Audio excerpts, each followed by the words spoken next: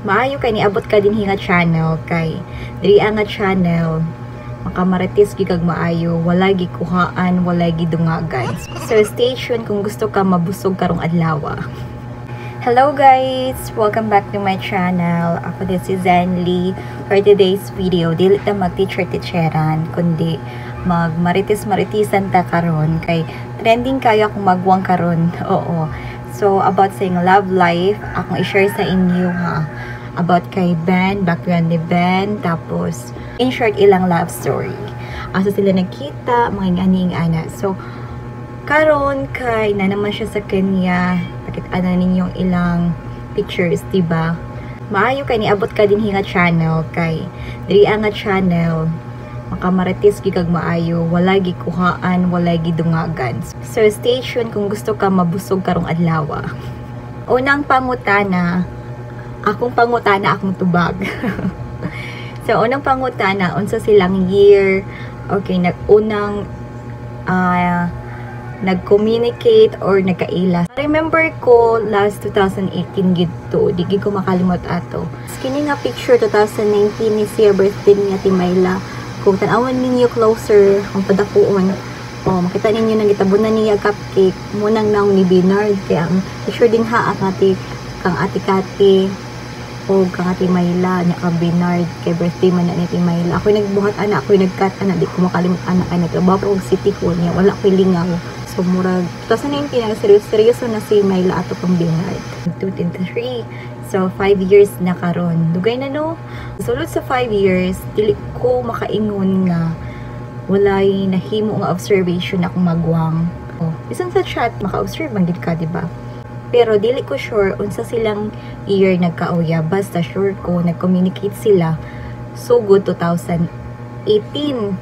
In short, nagka-long distance relationship sila for many years. Unya, 18, 19, mga 20, oo, nag-decide ang lalaki nga manhitana din sa Pilipinas.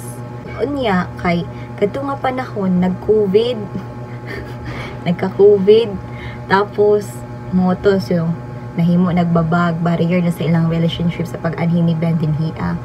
Unya, kay kini si Ben, kuan ni siya abroad ni siya sa Swaziland. So nagstay gid ni siya or nagdako ni siya sa Kenya pero nag-abroad siya sa Swaziland. Bible worker ni siya didto sa atong relihiyon sa IMS. Tapos at the same time business minded magid ni siya, so business mind, nag-import na siya mga products. Ambot dili ko sure unsa nga products, basta kay na siya business importer siya. So, dili ko sure po kung ang iyang pagka-Bible worker is full-time or part-time. Siguro, part-time lang. Kaya naka-business pa man siya. Unya, aside ana, si Ben is teacher by profession o professional teacher siya dito sa ilang country. Kini si Ben, kuan siya, 26 years na siya sa IMS. Okay, nangutan naman ko na sa iya kung pila na siya ka-years sa IMS. Ingon siya, 26 years na daw siya. Attach na lang ako ang mga screenshot din hiya. Tapos, sa ila ding family, siya ra ang IMS, siya ra ang Reform. Ang iyang parents, Adventist, SDA. Oo. So, ina na siya ka-faithful. Kaya bisa ng iyang parents, SDA, siya ni barugid siya sa iyang matuuran. Dili kay na siya lalim basta ingon anay mong parents gani kuan lahi ang relihiyon niya ikaw maglahi sad. Wala siya lalim kay kasahig ko nang na-feel sa akong bana pud si Melvin. Kay IMS man na si Melvin siya ra isa niya, yung parents niya is Darm. Unya, sa akong paglantaw kang Ben kay suod man gid pud ni Ben, naga-chat-chat man ni kay usahay kay makimaritis man ko nila Timaylaan na nya mag-observe ko kang Ben mo nang naga-chat-chat ko usahay sa iya ha. Sa akong paglantaw kang Ben is kuan siya kugihan naliman ka anang Bible worker ka nya mag-business ka o di ba gabi ka multitasking, so may kaingon gid kugihan siya. And then dili ko sure if sa abroad nag-teach pud siya, siguro nag-teach siya kay teacher by profession na pud siya, and then abroad man pud to siya sa Swaziland, so sa Africa gihapon, lain nga country lang. Kaingon ko na siya tinigong, oo, tapos iya ginang gihandaan ng ilang relationship ni Ate Myla. Isutin ako niya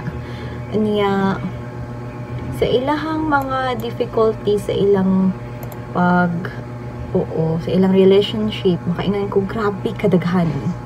Kay daghay himantayon, daghay races, daghay negative nga nigawas, labi na tong mga nakabalo nga si Myla magminyo na daw og kanang negro ng ani daghay ning gawas, labi na kadung sa buhol. Ay, perte. Grabe ka mga chismusa, mga tao. Naku. Basta kay gawas lagi mga pagkamata pobre sa uban. Na niya. Basta pa, kadung gikan mi sa buhol, kadung fellowship, kadung meeting sa buhol, di ba naka-attend man mi ato.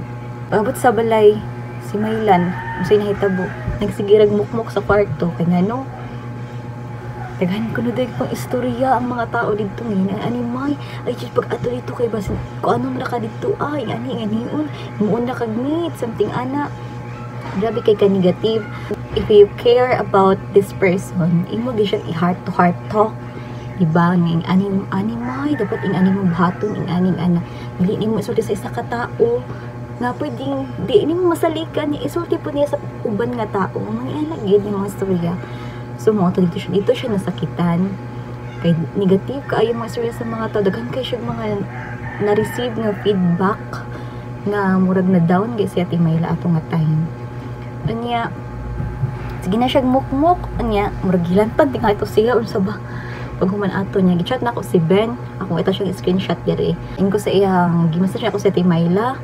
Nakimaritas pag unsa man mo nag-away mo nagmukmuk man siya ang aning nakasense na dayon ko man dito di ay sa buhol. Oo, tungod sa buhol nga mga ani storya dito siya na down. Nakita niyo yung screenshot din hiya. Kay si Ben gyud nagplano na gid siya sa tanan. Actually before sa buhol wala pa man nagikasal ni Melvin ato. Oo, nagplano na gid na sila may lang ha magminyo. Before ang COVID, paano na sila minyo, pero kay kuan man, nagka-COVID man, so bawal ang travel, so na-extend. Ikaduha, December unta, 2022, unya kay, nag-una-una man mi uguan, minyo ni Melvin, napakasal, niya, na-extend, kadili gusto sila mama nga, kami ni Ate Myla, pareha mi gear nga gikasal mo to na-extend na pod. So, si Ate Myla sa ako ato kay ako nauna daw akong pakasal. To mo na tong karon nga year 2023 April na kuan na gyud na tiniod na gyud nga nakato siya dito Ngano man si Myla ang niadto dito daghan kay kung nadungog ka. Ala si Myla may mo adto dito may musulong may ana. Actually di man siya ingon nga siya ni sulong kay agreement Manila naman sila sinabutan ni Ben ug ni Myla. Nganong si Myla man ani adto kay si Ben, as what I have said kanina, oo, ingon ko kagaina sa English na bisagya na sana basta ingon kagaina si Ben abroad siya sa Swaziland, so kailangan siya muuli og Kenya before siya moanhi og Pilipinas. Kuan siya maglisod siya kay murag dako ang iyang gasto. Ingon si Ben nga mas maayo nga ikaw na lang maanhi din direta magkita kay kung si Ben magid ang manhi sa Pilipinas okay naman daw siya manhi, pero pag abot ko na daw din kung magminyo sila sa Pilipinas wala daw sila tarong nga panginabuhi ngon si Ben sayid na ka sa mga Pilipino mga apply kag trabaho physical appearance pangitaon. So maglisod ko na daw siya, so mas maayo dang dito kay naka-plaster na iyang business, plaster na tanan. So makaingon jud ko nga si Ben na siya feature na ginahuna nya gihan mo na si Myla ni ato dito and then giganahan pa siya ni Myla kay business minded po si Myla. To si Myla ni anha ta para pud makatipid sila sa plite kay instead kuno daw nga igasto ni Ben from Swaziland to Kenya to the Philippines, dakuan daw siya gasto, so mas maayo daw ang kiniyang igasto nga padulong sa Kenya, yan na lang daw ihipos niya iyang ibalay, i-save nila para sa ilang future. O itong si Myla na yan para ika-isarang languyan, isara ang pritihan, ana. During sa pag-process ni Myla, grabe daghan kay siya naagihan kay mga 5 days before sa iyang flight. Nato siya isa ka book nga requirements nga murag dili siya makalusot sa airport or di siya makalusot sa immigration or something unsa ba din ha sulod kung wala siya ato nga requirement. So mga 5 days before ni ato siya sa Manila kay nagkuha siya atong yellow card, which is mura siya og international certificate or something, basta yung ani siya. Sa Manila siya nagkuha kay wala may slots nga available sa Cagayan o sa unsa ba tungay sa kalugar dinhi sa Doldol sa amo, wala slots. Kaya ang slots ato after na sa iyang flight, so dapat nagkuha siya og kini nga kuan record before sa iyahang flight, which is April 9. Tama tong post niya na siya sa Manila mo to nga time. Isa ra siya kaadlaw ato niya, ulit din siya sa Butuan. Unya abot sa iyang ticket, ang ilang sabot si Ben maghatag sa iyang kwarta niya, si Myla mag-book sa ticket. Ang nahitabo kay si Ben ang nagpalit og ticket, si Ben ang nag-book og ticket. Mura pag na po siya pagka kuan pagkasigurista or nasa ba mo si Ben. Siguro gisure pud niya as okay lalaki man siya, gisure siguro niya nga ay dapat sure gid nga maanhi siya, dapat dili kwarta akong ihatag. Oo, kay basin tiklo ni Myla. Oh, mo to sa ticket ang ihatag sa iya ha. Tapos ang ticket nasa mga 50 plus, back and forth na to siya. Oo. And then pag abot dito sa immigration, kulbaan si Myla daw sa immigration kay interviewin pa ba na di daw sa yun dagan ba na issue ba ng immigration niya mo to abot niya sa Manila. Interview niya sa immigration, daghan ta kay pangutan abot sa iyang business ing aning ana niya magnangita ang immigration og ka ng support nga mubalik ba ka aning tawhana nganong ga-travel ni dito ang mubalik ba ka ni mo to nakalusot man nun siya last Sabat niya dinhi kadtong April 8. Oo niya kasi naman ang mga uban members sa Butuan nga sa Myla pagkaugma 9 maglarga na siya. Ang uban nahilak pero ako nahilak kay di pa sure may immigration pa ba ya then diyan ako nahilak o kanang sure na gyud kay basin mapalaw akong hilak yung balik kada din sa Butuan. Before niya itod sa immigration kadong nag-travel pa siya Butuan to Manila sa Butuan Airport, nabiyaan na siya yung flight 6:45 na nato siya dito 6 kay naglangay-langay kay pinakauna ang katulad yung pinakalas niyang adto dito sa kuan Butuan Airport, sirado pa daw ang airport kadong time na nagkuha siya atong yellow card padung sa Manila. So ano siya, di na ako magsayo og adto dito sa airport. Alas 6 siya ni adto pero wala siya nakasulod, wala siya nagipasulod.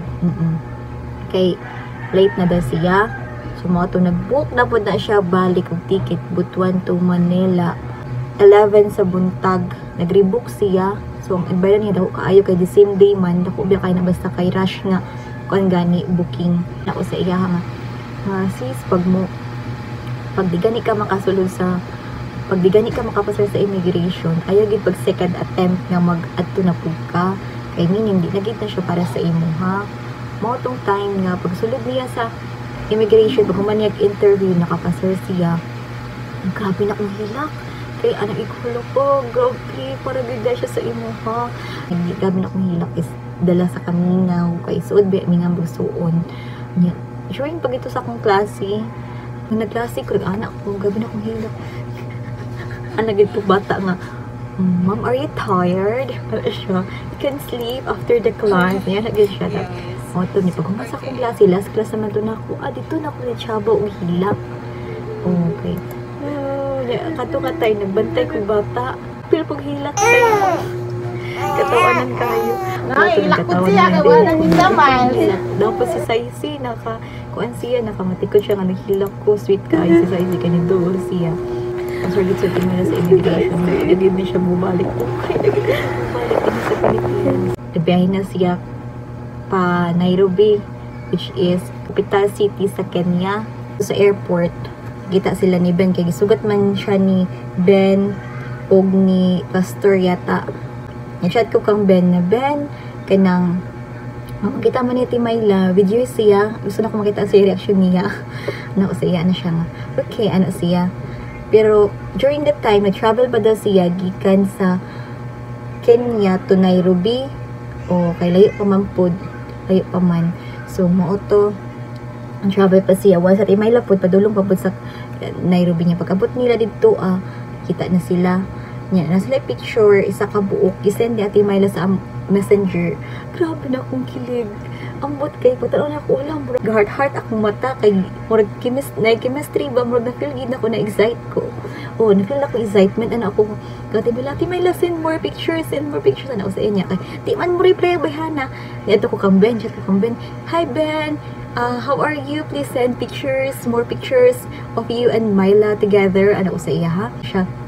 Ano niyang ingon niya nga, nalubat daw siya, ano siya, be patient niya, gabi mga kakulit ka, ayos, present na, kay murag kilik, lagig ko niya, gabi kay na-excite ko, kay murag nakita na ko ba nga murag bagay kay sila, or something like ni-spark gani, or na-chemistry nila duha.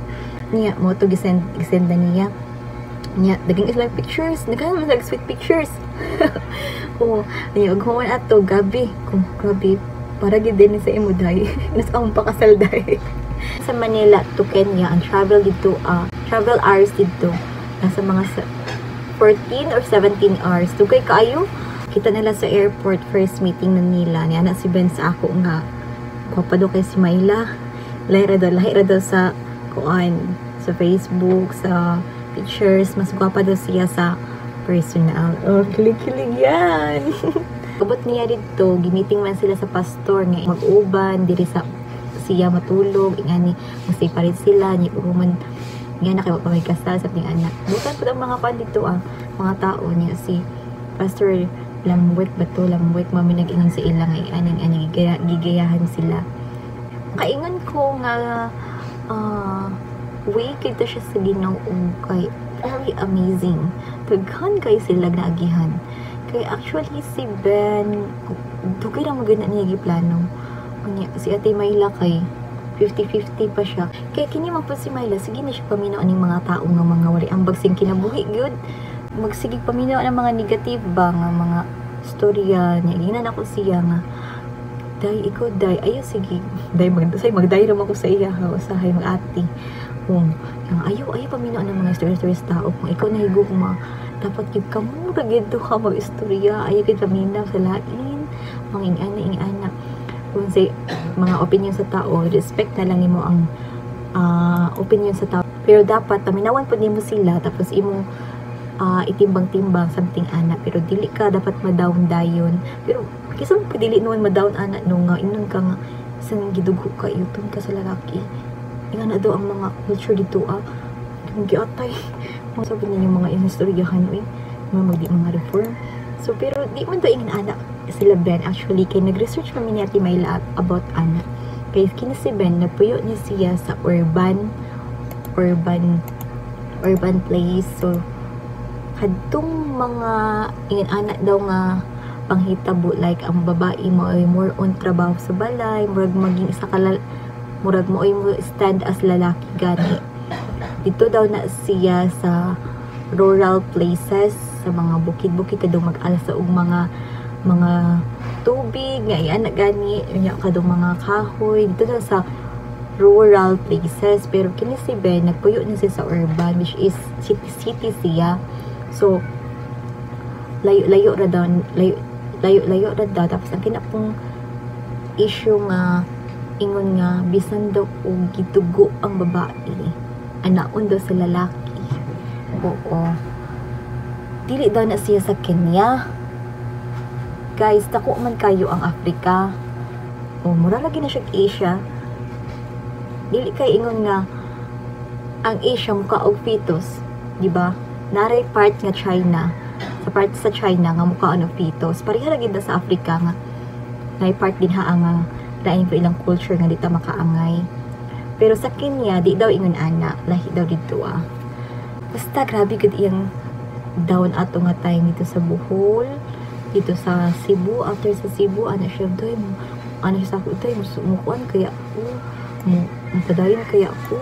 Ngayon gina ko siya ayaw gud pag kuha ng mga tao nga mga paliambag sa imong ko'y nabuhi. Dapat gyud ikaw magdesisyon kay ngano.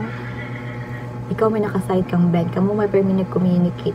Maminaw ka sa tao, pero dili nimo sila sundon kung unsa ilang gusto nga mahitabo sa imong kinabuhi. Kay ikaw may nagdalaan na, ikaw may nakabalo. Akong i-share sa inyo ang ilang pagbulag. I will cancel the contract. You are my family. You are my family. I see. So nothing like canceling the contract. Oy.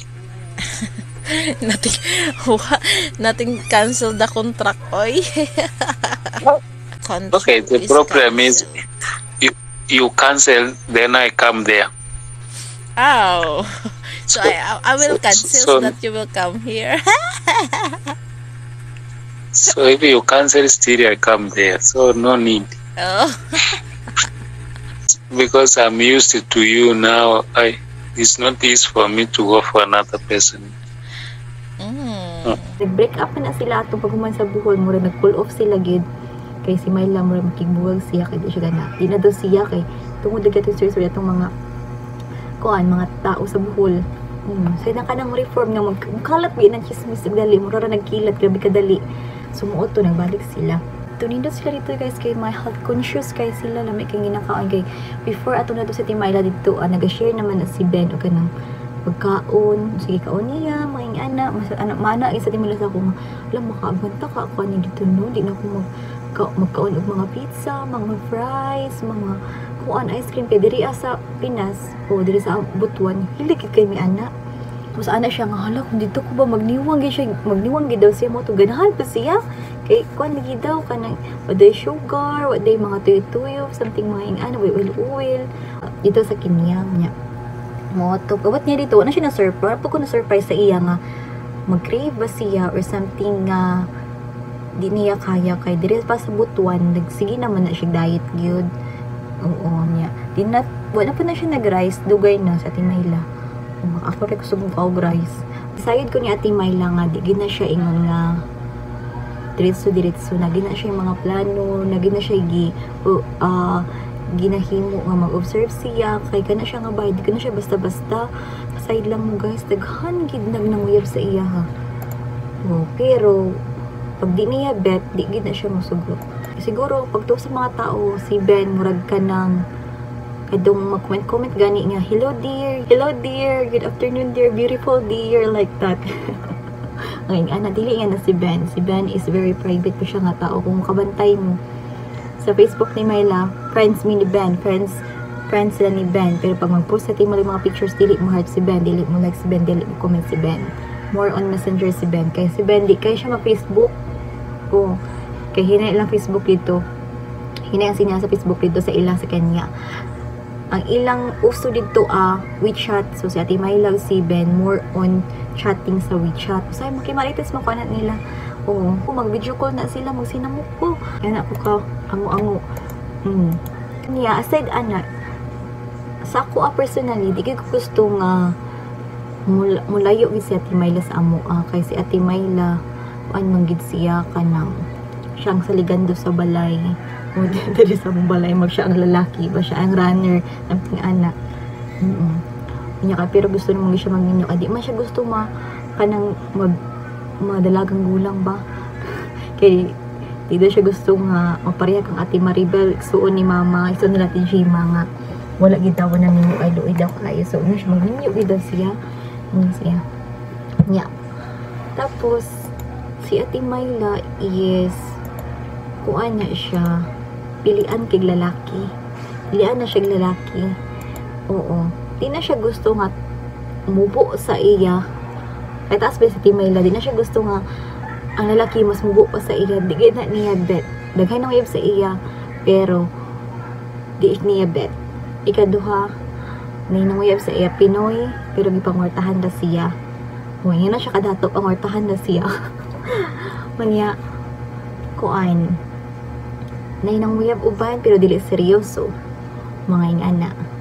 Mas something ana lagi nga, murag nakita niya kang Ben, nga si Ben seryoso. 2018 pag sila nag-chat, tapos si Ben ay plano in the future, managiganahan ni Myla. Though, murag di kay niya na-appreciate ang outward appearance, pero grabe kabutan si Ben personally.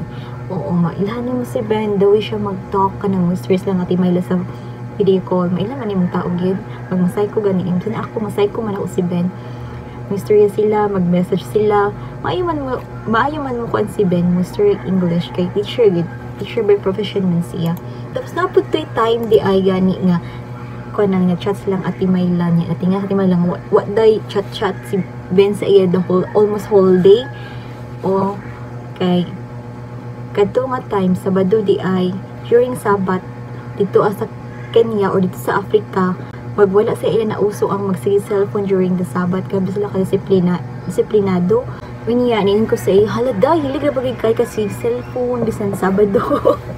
Kaya mo po itong naanda, di ba, mga Pinoy. So, more like, layo ata sa ilaha. Na ko siya, hala, pasin, di na bagay kay ganahan, si Ben, sige kag cellphone, sige kag selfie, murag, wakong kamatikag kang Ben, nga siya update sa yung Facebook, mga pictures niya, bisan di siya ganahan ba niya. Basin mairita siyang Ate Myla nga sige cellphone, sige video during mag-uban sila niya.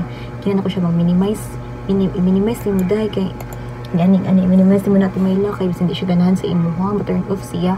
Pero recently gichat mo na ko si Ben nga understanding po kay si Ben kaya na siya nga Myla is loving, dili da niya mas stop si Myla nga mag pictures, mag videos kay mo gid ang gusto. So okay ra pud na kay nakauyab ka og vlogger. Nakabantay mo atong post niya sa Facebook kadung Happy Sabbath na ang mga taga-African.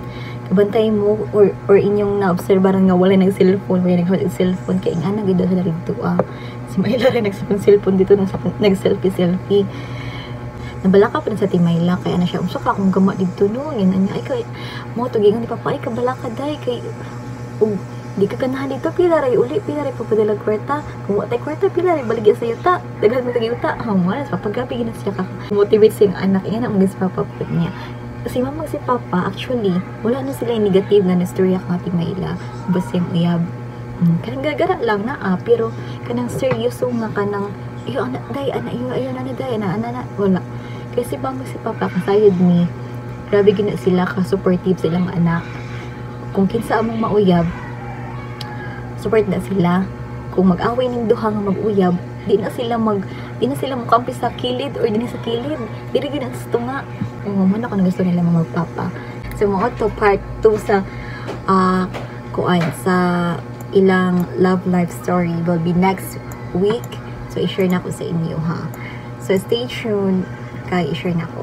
So mura to dapat i-suggest sa inyo nga dapat di mo masubrag comment kay ma-translate ni Ben inyong mga comments which is pasin mag-like yung huna-huna about sa ato ang mga Pinoy yung ani deta races mo po siguro di ganahan si Ben puyo din hiya kay kasay siya ang mga tao din higabi ka races kasi hindi niya makaya.